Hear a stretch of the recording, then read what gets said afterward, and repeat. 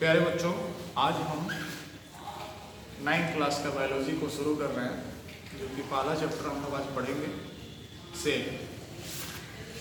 हम लोग इसके लिए एनसीईआरटी का उपयोग करेंगे। सेल जो है आपके चैप्टर में the fundamental unit of life के नाम से है। चैप्टर नंबर 5 है एनसीईआरटी का। आप सभी से रिक्वेस्ट है कि आप लोग भी एनसीईआरटी लेके बैठें। चलिए हम लोग the fundamental unit of life शुरू करते हैं। सबसे पहले इसके बारे में कुछ आपको बता दूं। जैसा कि आपने पिछले क्लास में भी पढ़ा है, मैंने ही आपको पढ़ाया कि सेल जो होता है हमारे बॉडी का structural and functional unit of life ये होता है, जिसमें हमारे बॉडी का सबसे स्मॉलेस्ट यूनिट, जैसे कि ये घर है, कोई भी घर किससे बना होता है, तो छोटे छोटे ईंटों को जोड़ के हम लोग एक पूरा का पूरा घर बनाते हैं। उसी तरह हमारा जो बॉडी है, ये बॉडी एकदम छोटा से छोटा पार्ट अगर लें तो वो होगा सेल। आप केमिस्ट्री में पढ़े होंगे, केमिस्ट्री में क्या होता है, सबसे स्मॉलेस्ट पार्ट जो होता है वो होता है एटम। उसी तरह ह्यूमन बॉडी या किसी भी तरह के एनिमल या प्लांट में सबसे छोटा जो स्मॉलेस्ट पोर्शन जो होता है उसी को हम लोग सेल कहते हैं।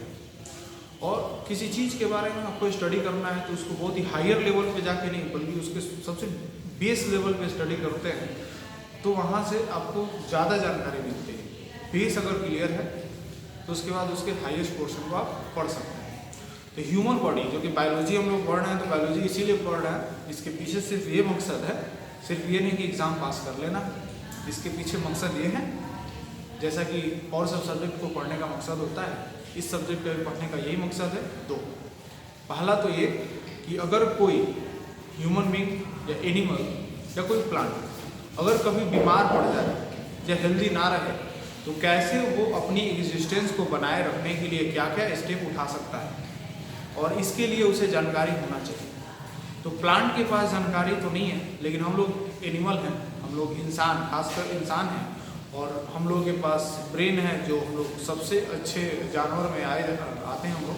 हम लोग इसको पढ़ते हैं, समझते हैं, ताकि हमें कभी किसी तरह की मुश्किलों का सामना नहीं करना पड़े, हमारा एग्जिस्टेंस खतरे में ना आए। जैसे आज के समय में आप अभी सभी लोग घर से मुझे सुन रहे हैं, तो आज के टाइम में एक बीमारी फैली है, जैसे आप कोरोना। तो ये क्या है, ये ऐसी बीमारी है जिससे ह्यूमन एग्जिस्टेंस पे फर्क पड़ेगा। यानी कि अगर ये बीमारी पूरे के पूरे विश्व में हर किसी को फैल गई तो हो सकता है बहुत लोग सर्वाइव कर जाए, बच जाए, और ये भी है कि बहुत सारे लोग इससे मर सकते हैं। मरेंगे तो क्या होगा, ह्यूमन पे इफेक्ट पड़ रहा है, तो ह्यूमन पे ही इफेक्ट ना पड़े, इसीलिए हम लोग क्या करते हैं कि बायोलॉजी पढ़ते हैं। हम लोग तरह तरह की बीमारियों का इलाज खोजते हैं ताकि हम लोग अपने ह्यूमन बीइंग को बचा सकें। इसके साथ साथ इन्वायरमेंट में जितनी भी चीज़ें हैं, चाहे वो नेचर हो, नेचर को भी बचा सके, इन सब के बारे में हम लोग पढ़ते हैं बायोलॉजी। और जैसे कि 8th क्लास तक आपने एक तरह से बेसिक ही पढ़ा है, और 9th और 10th, यहाँ से 9th और 10th जो होता है वो एक अलग सेक्शन होता है, एक अलग पोर्शन होता है दोनों का। और फिर 11th 12th में आप जाते हैं तो वो थोड़ा हाईयर सेक्शन होता है। अगर 9th और 10th आपका बायोलॉजी क्लियर है, मैं खासकर बायोलॉजी के बारे में बात कर रहा हूँ, तो आगे 11th 12th में भी आपको और भी मज़ा आएगा, और आगे फिर आप इसमें भी अपना करियर चुन सकते हैं। ठीक है, तो अब हम लोग शुरू करेंगे सेल। इतना आप लोगों ने बायोलॉजी के बारे में जान लिया। अब हम लोग का नेक्स्ट पोर्शन होगा क्या, सेल के बारे में जानना। सेल क्या है, तो सेल हम, जैसा मैंने पहले ही आपको डिफिनीशन बता दिया, cell is the structural and functional unit of life.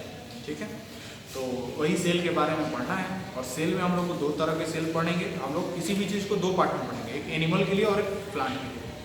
किसी भी चीज़ को आप 9th में जो भी चैप्टर उठाएंगे उसमें सारे के सारे एनसीईआरटी में ध्यान से पलट के देखिएगा, आपको मिलेगा एनिमल और दूसरा प्लांट। 10th में भी जितने चैप्टर मिलेंगे उसमें भी मिलेंगे, पहले एनिमल फिर प्लांट, यानी कि दोनों के दोनों पढ़ने। यही आगे चल के डिवाइड हो जाता है 2 पार्ट में, एक जूलॉजी एक बोटनी के नाम से जाना जाता है, जिसमें जूलॉजी में हम लोग क्या जानते हैं, एनिमल के बारे में पढ़ना, और बोटनी में पेड़ पौधों के बारे में पढ़ना, यानी प्लांट के बारे में पढ़ना। तो डेफिनेशन आपका क्लियर हो गया। तो चलिए अब मैं एक छोटा सा एग्जाम्पल से बात करता हूँ, हार्ट से बात करता हूँ। हार्ट हमारे ह्यूमन बॉडी का बहुत ही क्रूशियल पार्ट है, जो कि हमारे एकदम मिडिल में सीना के एकदम बीचों बीच रहता है, हल्का सा लेफ्ट की तरफ झुका हुआ होता है। और हर इंसान में हार्ट का साइज जो है वो डिफर करता है, क्योंकि मान लीजिए कि एक छोटा सा बच्चा है, तो छोटा सा बच्चा है तो क्या उसका हार्ट एक बड़े इंसान के हार्ट के बराबर साइज में तो नहीं होगा। छोटा बच्चा है तो उसका हार्ट का साइज छोटा होगा, जैसे जैसे बड़ा होगा उसका हार्ट का साइज भी बढ़ते जाएगा। तो जैसे अगर मैं अपनी बात करूं तो मेरे हार्ट का साइज क्या होगा, तो इसके लिए हम एक छोटा सा एग्जांपल हमारे बड़े वैज्ञानिकों ने दिया है क्या कि हमारे फिस्ट यानी कि मुट्ठी जो है, जितना बड़ा मुट्ठी होगा उतना ही बड़ा हार्ट होगा और एकदम सेंटर में लोकेटेड है। इसकी सारी नसें जो हैं ज़्यादातर वो लेफ्ट साइड से मुड़ी हुई होती हैं यानी बाएं तरफ से, इसीलिए हम लोग कहते हैं कि हार्ट जो होता है हमारे क्या होता है बाएं साइड होता है, लेकिन होता हमारे सेंटर में है। और हार्ट को रिबल केज यानी कि बॉडी के जो हड्डी होते हैं, जैसे कि सीना की हड्डी जिसको हम बोलते हैं, उनसे वो ढका हुआ होता है, ठीक है, क्योंकि वो बहुत ही मुलायम होता है। अगर हम सपोज लेटें, बिस्तर पे लेटें, सीना के बल लेटें, अगर वही हड्डी नहीं रहता तो हमारा वो प्रेशर पड़ जाता कहाँ पे, हार्ट पर, हार्ट दब जाता, ब्लड का फ्लो नहीं होता तो हमारे ऊपर इफेक्ट आता। इसीलिए हमारे ऊपर वाले ने हमारे बॉडी को ही बनाया इतना खूबसूरत तरीके से, हर चीज़ को ढक के दिया कि हम लोग आराम से उसको सिफ कर सकें, ठीक है। पेट में भी बहुत सारे ऑर्गन दिए उन्होंने, तो उसको भी सुरक्षित रखने के लिए भी उन्होंने क्या किया, उसके ऊपर एक मोटा सा टिश्यू चढ़ा दिया गया ताकि वो दबे भी तो किसी तरह का इफेक्ट ना पड़े। तो जिस तरह अगर मैं हार्ट की बात करता हूँ तो हार्ट किन तरह की सेल से मिलकर बना है, तो हार्ट के भी एकदम स्मॉलेस्ट यूनिट होते हैं सेल, और वो सेल का स्पेशल नाम है जिसका नाम है कार्डिक सेल। कार्डिक सेल से हमारा हार्ट बना, और यही हार्ट के बीमारी का इलाज करने वाले को क्या बोलते हैं, कार्डियोलॉजिस्ट। जो डॉक्टर होते हैं उनको क्या बोलते हैं, कार्डियोलॉजिस्ट। वो क्या करते हैं, सिर्फ हार्ट के बारे में, हार्ट स्पेशलिस्ट होते हैं। तो ये हार्ट किस तरह के सेल से मिलकर बना है, छोटे छोटे सेल से मिलकर बना है जिनका स्पेशल नाम है, और वो नाम क्या है, कार्डिक सेल। उसी तरह हमारा अगर किडनी की बात करें, किडनी क्या होते हैं, बीन्स के शेप में होते हैं, हमारे आगे नहीं पीछे की तरफ होते हैं, रीढ़ की हड्डी के जस्ट थोड़ा सा अंदर की तरफ, आगे से नहीं, उसको पीछे से जूम किया जाता है। तो वो जो किडनी होते हैं, 2 किडनी होते हैं, 100-150 ग्राम के आसपास वजन होता है एक का, ठीक है। बच्चे में होता है थोड़ा छोटा होता है, बड़ों में थोड़ा उसका शेप जो होता है वो बड़ा होता है, जैसा आपको मैंने अभी थोड़ा देर पहले बता दिया। तो वो किडनी जो जिस मसल्स मतलब मांस, जिस मांस का बना है, जिस मसल्स का बना है, वो भी किसी ना किसी सेल से बना है। क्या वो कार्डिक सेल से बना है? तो नहीं, कार्डिक सेल से सिर्फ और सिर्फ हमारा हार्ट बना है। किडनी जो है वो अलग तरह के सेल से बना है जिसको बोलते हैं नेफ्रॉन। क्या बोलते हैं? नेफ्रॉन। तो नेफ्रॉन सेल के, बहुत सारे नेफ्रॉन सेल के मिलने से बना है हमारा किडनी, ठीक है। टिश्यू के बारे में आप सोच रहे होंगे, टिश्यू के बारे में हम लोग अगले चैप्टर में बात करेंगे। अभी हम लोग का थोड़ा बहुत सेल तक ही, हमारी जितने भी नॉलेज है हमारे सेल तक ही डिफरेंट होंगे, लिमिटेड होंगे। इसके अलावा जो भी ज़रूरत होगा हम लोग उसके बारे में बात करेंगे। तो जिस तरह किडनी हो गया नेफ्रॉन सेल से बना है, हार्ट हो गया कार्डिक सेल से बना है, मसल्स सेल है, स्किन का सेल है, ठीक है। आँख है, आँख के बारे में आपने जाना है कि आँख में भी बहुत तरह के सेल होते हैं, जिसमें से मेन जो है वो रड सेल, पून सेल, आपने पढ़ा है बहुत अच्छे से, उसमें भी 2 तरह के सेल होते हैं।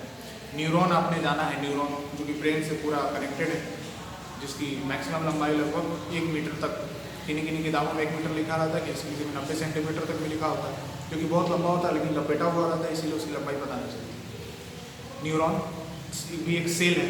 तो हमारे बॉडी में बहुत तरह के अलग अलग सेल हैं, और वो अकेले नहीं है। ये जानने वाली बात है कि वो अकेले नहीं है, वो हमेशा ग्रुप में पाए जाते हैं। ऐसा नहीं है कि मैं कहूँ कि ह्यूमन बॉडी है और सिर्फ एक रॉड सेल है, आपको एक नहीं होगा, वो जब भी होगा तो बहुत सारे होंगे, जहाँ पे भी होंगे बहुत सारे होंगे।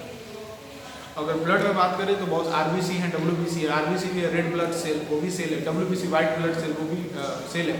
तो क्या आरबीसी एक होगा? नहीं, आरबीसी भी बहुत होंगे, ब्लड में फ्लो कर रहा है, डब्ल्यूबीसी ब्लड में फ्लो कर रहा है। तो ये हो गया आपके सेल के बारे में थोड़ी सी जानकारी, मैंने आपको इसके बारे में थोड़ी जानकारी आपको दे दी। चलिए अब देखते हैं कि किताब का सिलेबस क्या कहता है कि किन किन चीज़ों पे हमें बात करना है।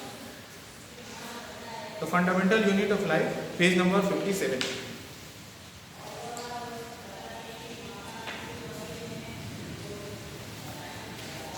चलिए चैप्टर 5 है फंडामेंटल यूनिट ऑफ लाइफ, ठीक है, इसके बारे में हम लोग बात करेंगे। तो ये जो है आप जानते हैं, वैसे बायोलॉजी के तो फादर आप जानते हैं, अरस्तु हैं, जिनको इंग्लिश में एरिस्टोटल बोला जाता है। लेकिन 1665 की बात है, 1665 आप सोच सकते हैं, 1665 आपके इंडिया में कब चल रहा था? तो 1600 के टाइम में महारानी एलिजाबेथ से वो कंपनी जो है ईस्ट इंडिया कंपनी ने ऑर्डर लिया था एक पर ये उसको सर्टिफिकेट मिला था कि इंडिया में जाके वो अपना सामान बेच सकते हैं। तो उसके 65 साल के बाद 1665 या आप 1665 के टाइम में आप इंडिया में इमेजिन कर सकते हैं किस तरह का हाल था।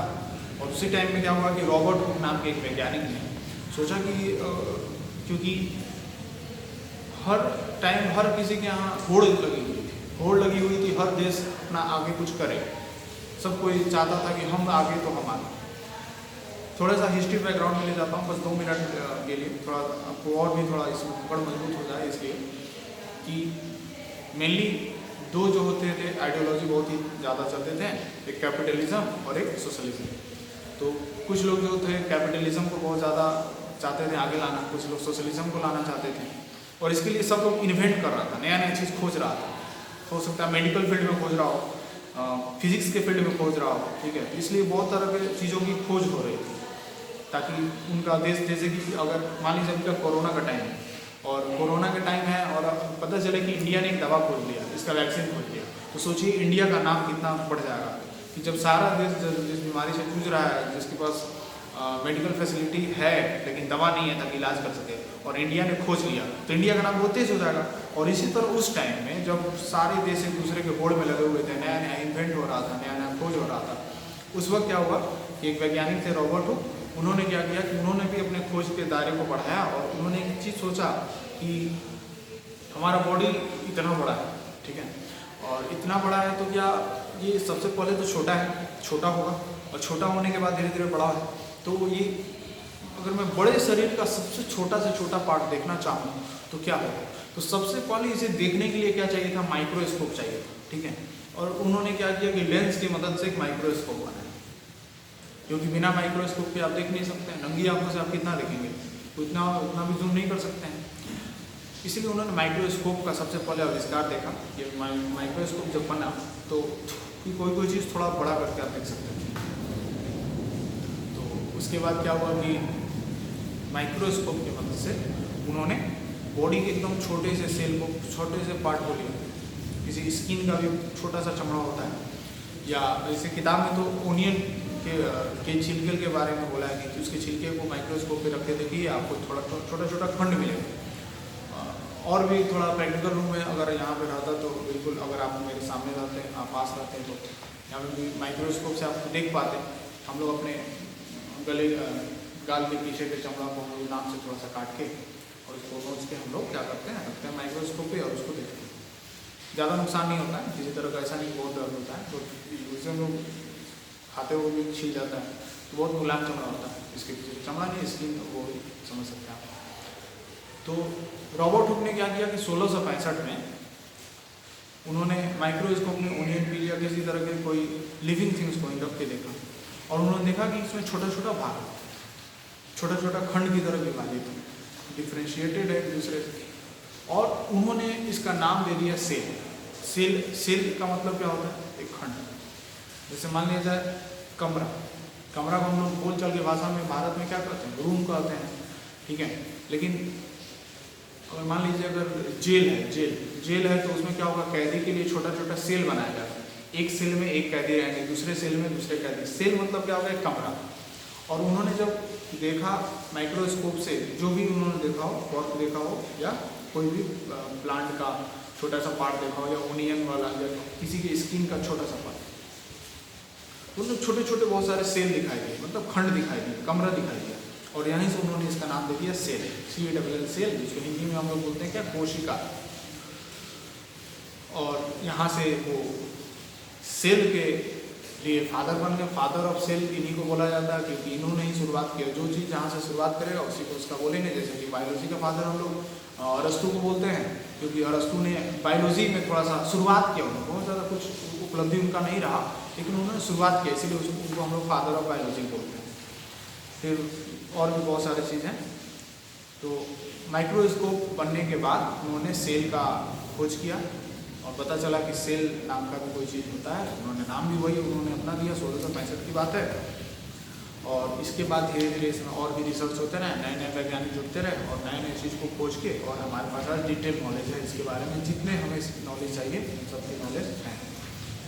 और ऐसा नहीं है कि सब कुछ पता है, कुछ ना कुछ बाकी रह ही जाता है जो आने वाले समय में पता चलता है। क्योंकि लंबे प्रोसेस का वक्त की चीज़ है। कोई चीज़ ऐसा नहीं कि अचानक सब कुछ पता चल गया, कई साल लगे हैं तब जाके हम लोगों को पता चला कि हाँ ये सेल टोटली सेल के बारे में हमें पता चला। फिर दूसरा टॉपिक है कि what are the structure, what are the structure, इसके स्ट्रक्चर कैसे होते हैं।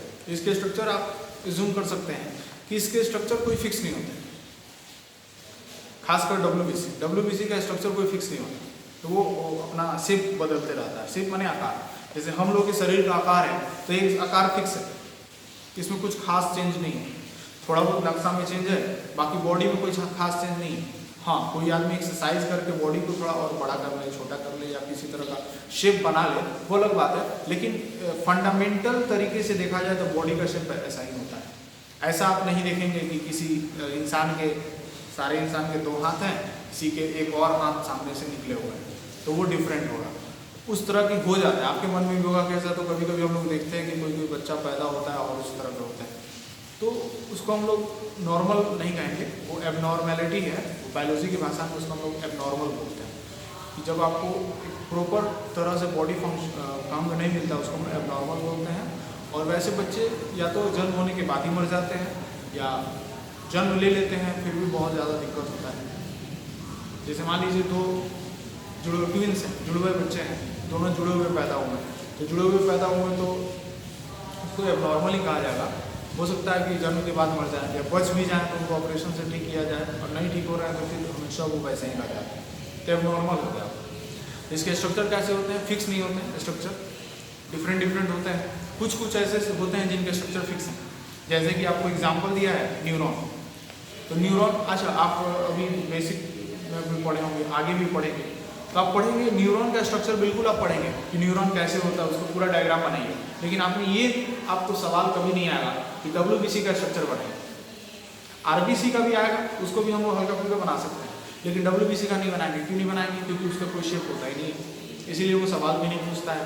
उसका शेप बिल्कुल कुछ भी हो सकता है, जिस तरह आपने अमीबा को देखा होगा जिसका कोई शेप नहीं होता, वो जैसे अपना स्यूडोपोडिया अपना फैला लेता है, उसी तरह डब्ल्यूबीसी होता है। तो आपको कुछ फिगर भी दिए हुए हैं, जैसे यहाँ पे मसल सेल दिया हुआ है, मसल से हमारे मांस जो होते हैं उसके सेल इस तरह के होते हैं, तो लंबे होते हैं। आरबीसी कैसा होता है, तो आरबीसी समझ जाइए कि आप आटा ले लीजिए, बोल लीजिए, उसको बीच में थोड़ा सा दाब दीजिए, चिपटा हो जाएगा बीच में, और किनारे निकला हुआ होगा, तो हो गया आरबीसी। न्यूरॉन का आप फोटो देख सकते हैं, न्यूरॉन कैसे होता है, ये हो गया ओवम, एक जो होता है फीमेल में पाया जाता है, ओवम हो गया। ये स्पर्म सेल हो गया, जो जिसकी लंबी पूंछ होती है, हर चीज़ का मतलब कोई ना कोई मकसद होता है। वो लंबी पूंछ का मतलब इसीलिए है ताकि वो म्यूकस में तैर सके, म्यूकस में तैर सके और एक के बाद कौन सा बोन सेल, हड्डी के सेल आप देख सकते हैं। हड्डी जो होता है वो भी एक बहुत ही हार्ड सेल से बना होता है, और वही हार्ड सेल है बोन सेल। फिर यहाँ पे फैट सेल, फैट सेल मतलब जो वसा है, वसा स्किन के पीछे जो फैट जमा हो जाता है, उसी फैट का सेल जो है हमारा फोटो में दिया हुआ है। तो ये हो गए कुछ सेल के स्ट्रक्चर। फिर हमारा नेक्स्ट है what is cell made of, what is the structural organisation of a cell. तो ये किस तरह के सेल किन किन चीज़ों के कंबाइंड फॉर्म को बोलते हैं, हम लोग इसके बारे में बोला है। तो जब हम लोगों ने रिसर्च किया तो पता चला कि सारे सेल में एक चीज़ कॉमन है, और वो एक चीज़ नहीं, 3 चीज़ कॉमन है। वो 3 चीज़ का नाम क्या है, सबसे पहला है प्लाज्मा मेम्ब्रेन, दूसरा है न्यूक्लियस, और तीसरा है साइटोप्लाज्म। प्लाज्मा मेम्ब्रेन, न्यूक्लियस और साइटोप्लाज्म, 3 चीज़ जो थे वो सब में कॉमन थे। तो वो 3 चीज़ कौन, फिर से एक बार, प्लाज्मा मेम्ब्रेन, न्यूक्लियस और साइटोप्लाज्म। तो प्लाज्मा मेम्ब्रेन और न्यूक्लियस और साइटोप्लाज्म, सबसे हम एक एक करके इसको डील करेंगे और एक एक करके जानेंगे। सबसे पहले प्लाज्मा मेम्ब्रेन, ठीक है, या प्लाज्मा मेम्ब्रेन और सेल मेम्ब्रेन आपका 5.2.1 दिया है। प्लाज्मा मेम्ब्रेन और सेल मेम्ब्रेन, इसके बारे में हम लोग अभी जानते हैं, थोड़ा लेक्चर सुनते हैं। देखिए, जैसे कि आपने ऑरेंज देखा हो, ऑरेंज के बाहर एक छिलका होता है। तो छिलका क्या करता है, ऑरेंज जो कि अंदर जो है गुदा वाला भाग होता है, जिसमें जूसी होता है, तो उसको एक प्रोटेक्ट करने के लिए उसके ऊपर एक कवर होता है, जिसको हम लोग उसका नारंगी का छिलका कहते हैं। तो छिलका क्या काम कर रहा है, तो उसके अंदर जो भी गुदा वाला भाग है यानी रस वाला भाग है, उसको वो प्रोटेक्ट कर रहा है। आप खुद सोचिए कि अगर वो छिलका नहीं रहता तो क्या वो जूस थोड़ा सा भी चोट लगता वो लीक कर जाता।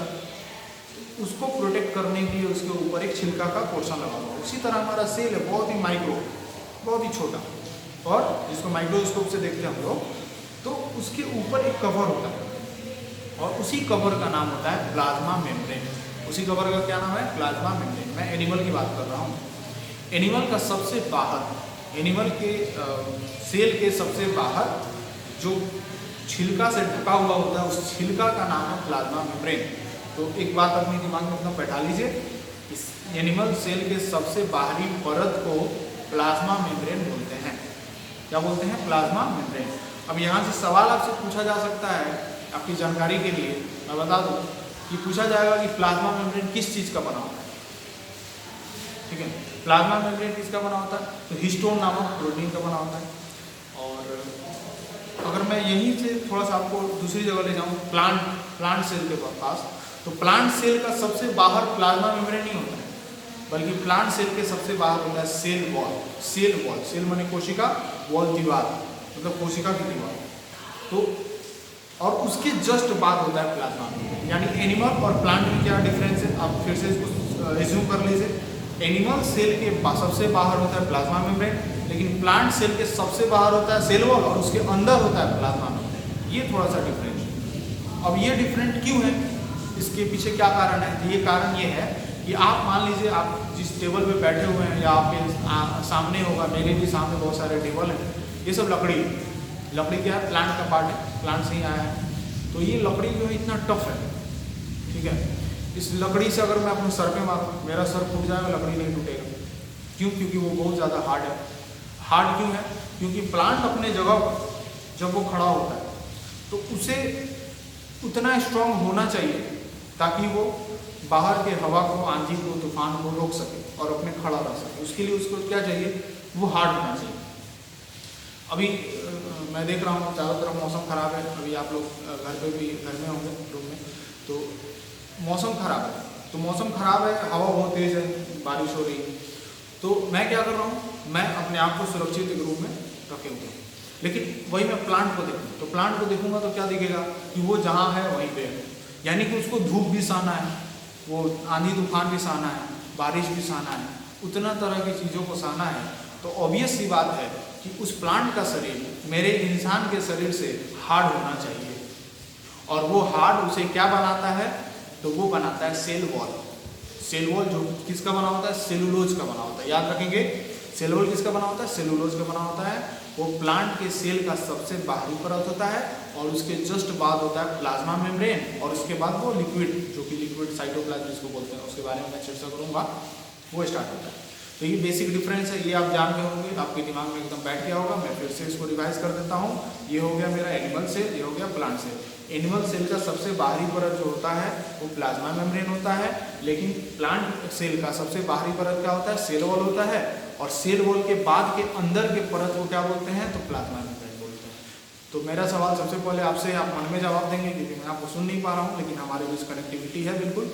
तो सवाल ये है कि बताइए, क्या एनिमल सेल में सेल वॉल होता है? तो बिल्कुल आपका सोचना बिल्कुल सही है, नहीं, एनिमल सेल में सेल वॉल नहीं होता है। तो क्या एनिमल सेल में सेलुलोज होता है? तो बिल्कुल नहीं, क्योंकि सेल वॉल सेलुलोज का बना होता है। एनिमल सेल में तो सेल वॉल होता ही नहीं है, इसीलिए सेलुलोज नहीं पाया जाता है। लेकिन प्लांट सेल के सेल वॉल में सेलुलोज होता है। और जानते हैं, यहाँ से आप बहुत अच्छी कहानी भी आपने सुना होगा, मैंने ही आपको सुनाया होगा कहानी, अपेंडिक्स की कहानी आपको मैंने सुनाया होगा कि सेलुलोज जो होता है, पुराने ज़माने में हमारे जो पूर्वज थे वो लोग सेलुलोज को भी खाता था लोग, तो पचा देता था लोग। आज के टाइम में हमारे घर में क्या है कि घर में जो भी हमारी माँ है, बहन है, वो लोग क्या करता है, जब भी खाना बनाएगा तो लौकी का सब्ज़ी बनाएगा, आलू का सब्ज़ी बनाएगा, तो या घिवड़ा का सब्ज़ी बनाएगा।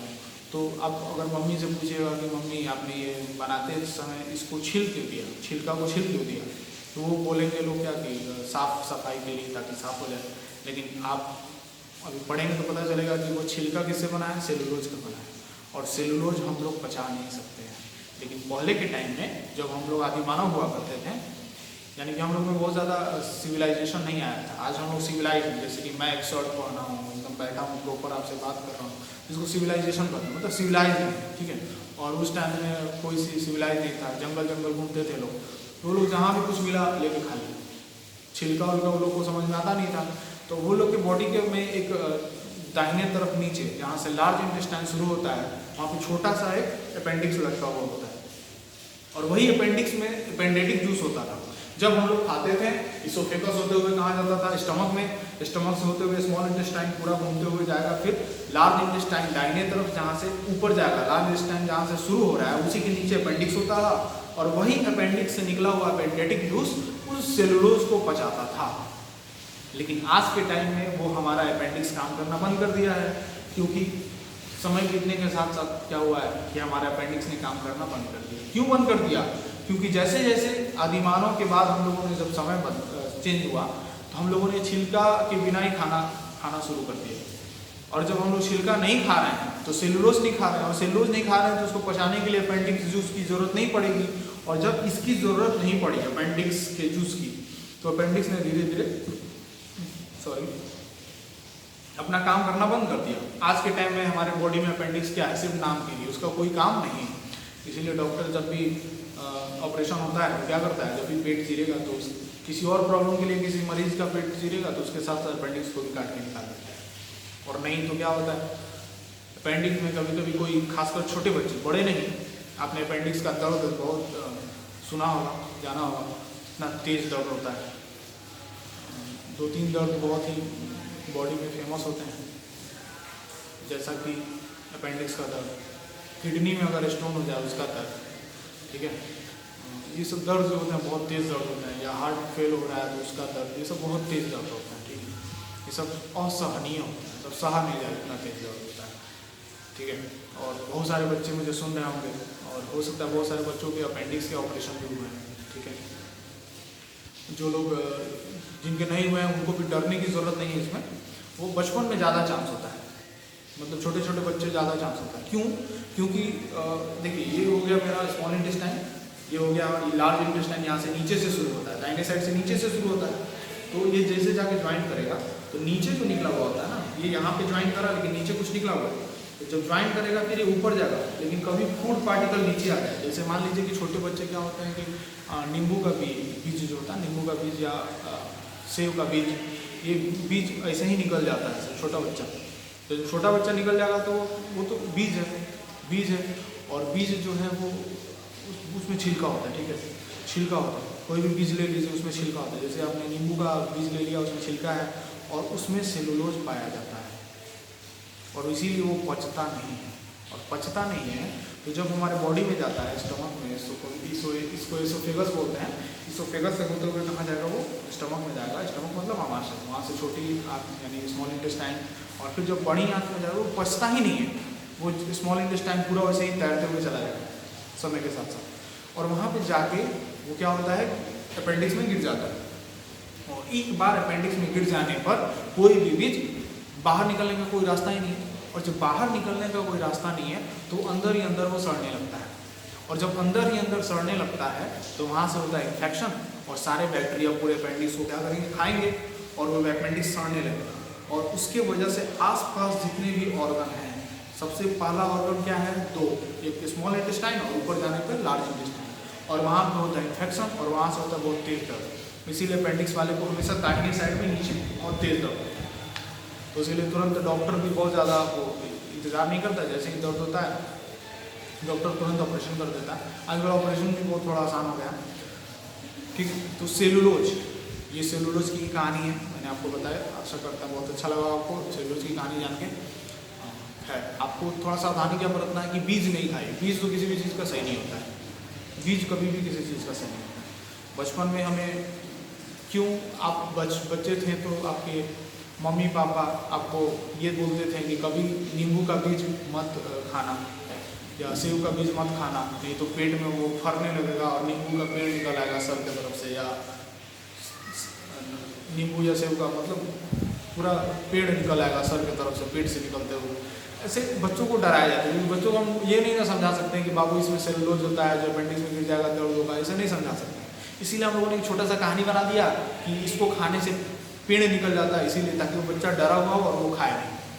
तो हम लोग बचपन में ऐसे हम लोग ऐसा सुने होंगे, आप सभी के साथ ऐसा हुआ होगा, मेरे साथ भी हुआ ऐसा हुआ है। तो खैर अभी आपको सावधानी ये बरतना है कि ये बीज उज नहीं खाना है, ठीक है। और खाना हमेशा बढ़िया अमाउंट में चबा चबा के खाइए, फूड पार्टिकल बने नहीं, चावल का दाना भी चला जाएगा उस अपेंडिक्स के अंदर तो सड़ने लगेगा, उससे भी अपेंडिक्स हो सकता है, बीमारी हो सकती है। तो थोड़ा बढ़िया से खाइए, स्वस्थ रहिए, सुरक्षित रहिए, ठीक है। और अब हम लोग इसके अगले पार्ट में और भी कुछ बात करेंगे और दूसरी साइटोप्लाज्म के बारे में बात करेंगे। Thank you.